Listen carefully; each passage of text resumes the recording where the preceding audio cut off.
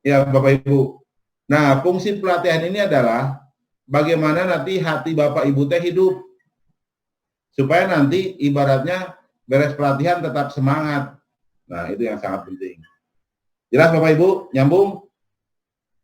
Nyambung ya? Nah, kebetulan kalau urusan hati, insya Allah saya sudah banyak pengalaman Pak, bagaimana menghidupkannya. Kembali ke sini juga tetap nih ke masalah hati. Kalau bisa nanti panca indera, akal dan hati itu selaras. Seperti halnya begini, ini contoh yang tidak selaras ya. Misalnya kalau ada Pak RT nih, dia ngomong, warga sekalian, besok kita kerja bakti ya, saya tunggu di pos kamling jam 7. Nah, kemudian warganya kumpul tuh jam 7 di pos kamling. Si Pak RT-nya itu tidur. Nah, itu tuh contoh RT yang tidak sejalan antara akal dan panca indera atau ucapan dan perbuatan. Atau seandainya si RT itu hari pas kerja bakti datang dia di pos kamling, terus kerja bareng dengan warga. Nah, setelah beres dia ngomong, Bapak Ibu cocok nggak saya jadi kepala desa? Kan saya RT yang baik ngajak kerja bakti. Akalnya bagus, panca inderanya bagus, hatinya tidak bagus. Nah, itu juga nggak bagus. Jadi kalau bisa Bapak Ibu teh hati, akal dan panca inderanya benar. Jadi misalnya hatinya niat nih, saya mau ngajar anak lah, gitu loh. Untuk mendapatkan ridho Allah, akalnya berpikir untuk bagaimana menyajikan pengajaran yang baik. Nah, panca inderanya bergerak menawarkan apa segala macam. Nah, seperti itu. Jelas Bapak Ibu? Jelas ya? Oke. Nah, ada satu hal nih yang sangat penting. Kita lanjutkan dulu ke slide berikutnya. Ke slide berikutnya. Ya, lanjutkan terus. Saya ingin bicara juga tentang hati, nanti manfaatnya untuk Bapak Ibu semua. Suara saya terdengar jelas tidak? Jelas ya? Oke. Ini saya ingin mengingatkan nih kepada Bapak dan Ibu supaya Bapak dan Ibu teh bisa menjadi guru yang ibaratnya benar-benar guru yang dihormati oleh murid-muridnya dan guru yang panjang umur. Panjang umur teh dalam tanda kutip umurnya panjang, memang umurnya panjang atau setelah meninggalnya masih dikenang gitu Bapak Ibu, ya, masih dikenang. Atau juga setelah pensiun masih dicari orang. Nah itu. Pertama nih ya, panca indera. Ini ada penglihatan, pendengaran, penciuman, perasa, pengecap. Ada tukang beca, tukang bangunan nih kalau profesi ya, istilahnya teh. Nah guru pun bisa jadi ada guru yang istilahnya mainnya di fisik, tapi kalau guru nggak di fisik. Ini biasanya panca indera tuh tukang nih, tukang beca, tukang bangunan, tukang bakso. Cirinya biasanya dia itu dari tahun ke tahun tetap aja di seperti itu. Tukang beca, sok nggak ada kan tukang beca jadi pengusaha. Nah biasanya seperti itu. Tukang bangunan juga sama. Terus nih guru matematik yang reguler nggak nambah-nambah, gelarnya nggak nambah-nambah, keterampilannya nggak nambah-nambah. Itu biasanya gurunya guru tukang tuh. Kalau guru yang tipe tukang yang hanya panca indera saja, ya biasanya bukan guru yang sukses. Guru yang tidak mau belajar itu biasanya guru yang biasa saja. Saya perhatikan ada guru yang seperti itu. Jadi kalau ada pelatihan nggak mau datang, nggak mau dapat ilmu, awet susah biasanya gurunya. Ya, oke. Yang kedua, ada profesi akal, mendeteksi hal yang terindah oleh panca indera.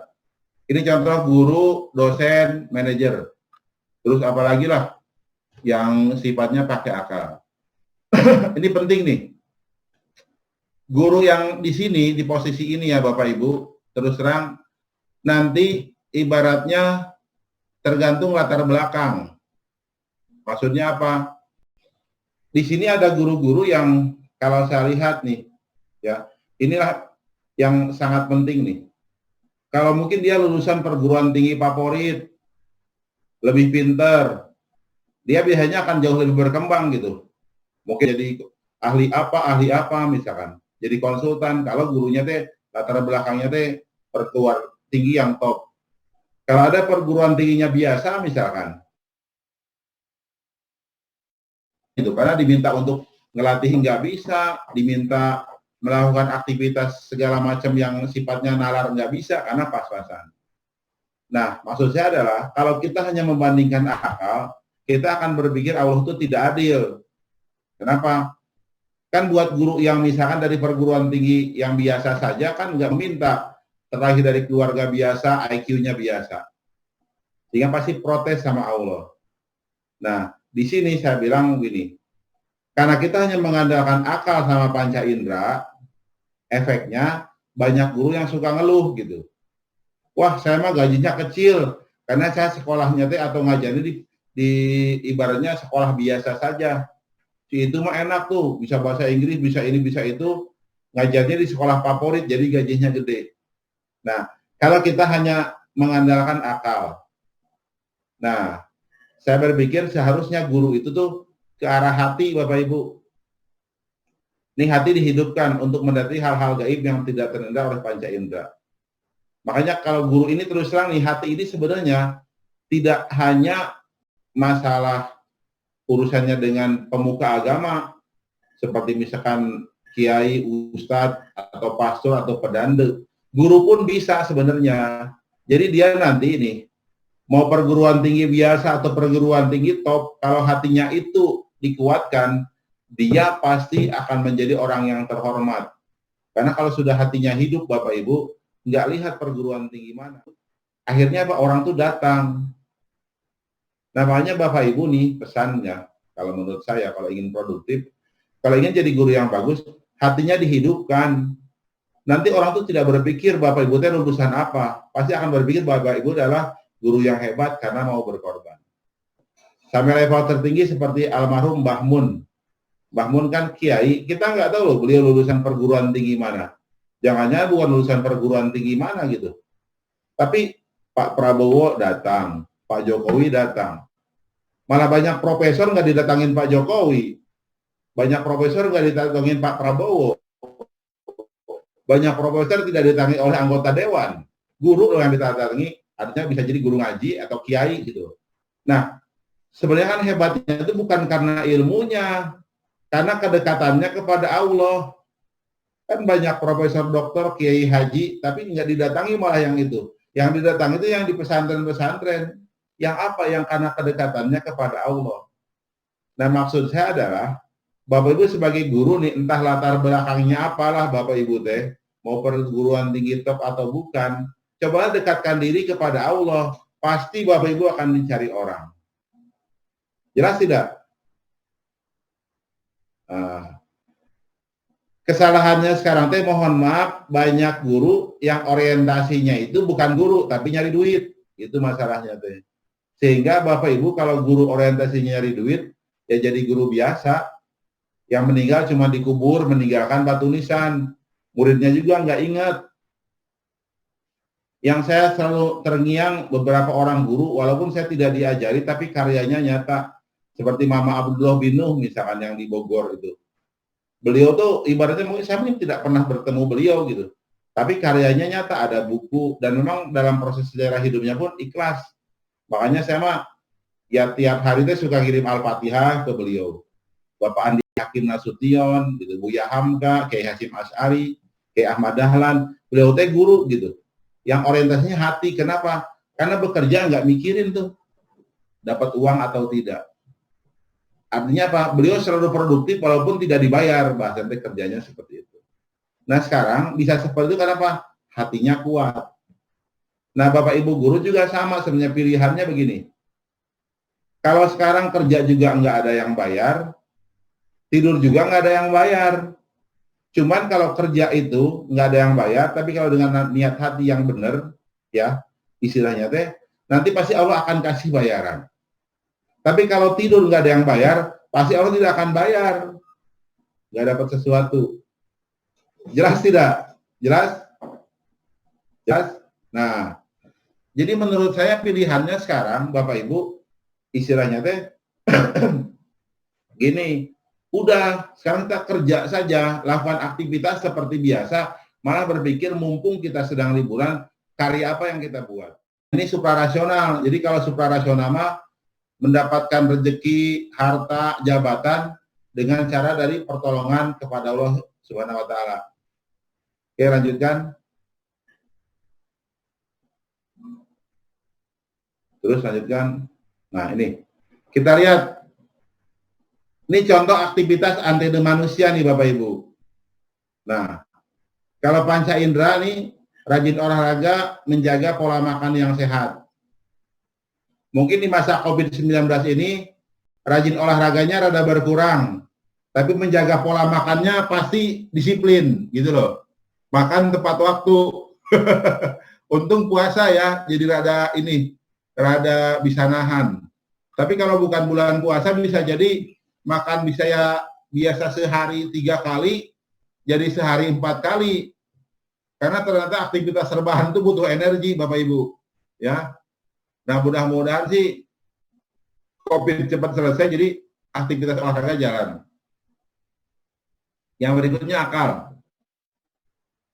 Meningkatkan skill kerja. Ini terus terang meningkatkan skill kerja dan terus yang namanya belajar, ya istilahnya tuh itu belum ini. Kebanyakan kita belum maksimal. Kenapa? Ini mohon maaf untuk guru ya, untuk guru. Rata-rata kalau urusannya pelatihan atau mau belajar, ya rata-rata masih pada malas. Ini mohon maaf, ini saya bicaranya pengalaman ya Bapak Ibu, pengalaman walaupun tidak semua. Kalau saya pelatihan guru misalkan, di sekolah negeri campuran lah. Kalau guru swasta mah biasanya dari pagi sampai sore teh suka ngikutin sampai beres. Kalau sekolah negeri mah rata-rata sudah, punten Pak, ini anak saya sakit. Punten Pak, ini anak saya apa, alasan pokoknya mah siang teh pulang weh. Gitu. Atau malah ini contoh sederhana, mohon maaf nih, ini kan pengalaman, saya bicaranya pengalaman. Kalau pengalaman kan tidak bisa disalahkan. Kalau yang namanya bikin pelatihan aja, guru gitu, istilahnya teh. Ngundang ke sekolah negeri, ngundang ke sekolah swasta, hari Minggu loh biasanya nih. Yang banyak datangnya sekolah swasta, bukan sekolah negeri. Nah, jadi kebanyakan juga untuk akal nih, etos kerjanya teh banyak yang turun lah. Sekarang coba disurvei lah. Sok, lihatin semua dulu. Saya ingin nanya nih. Yang guru sekolah negeri, acungkan jempol. Yang sekolah negeri, sok. 1, 2, 3. Geser sini lagi. 4, 5, 6, 7, 8. Geser lagi. 9, 10. Geser lagi. 11. Bapak Ibu yang guru sekolah negeri 11 orang termasuk guru yang hebat berarti di antara yang lain. Dari total peserta yang hadir 87 ditambah nanti 90. Jadi dari 90 lebih teh berarti 11 guru negeri. Tapi ini masih mending dan biasanya sih guru negerinya guru negeri yang hebat-hebat kalau yang hadir pelatihan teh. Bener itu mah, ya. Jadi kebanyakan kita etos kerja sudah kurang. Nah yang rada parah ini Bapak Ibu, hati nih, rajin beribadah dan berakhlak baik. Ini yang jarang dijaga. Terus terang Bapak Ibu, ini menurut saya, setelah saya merenung, dalam dunia pendidikan di Indonesia ya, yang masih harusnya kita banggakan itu, ya harusnya hati Bu, yang membuat kita bisa jadi bangsa besar, jadi orang besar itu hati. Kenapa?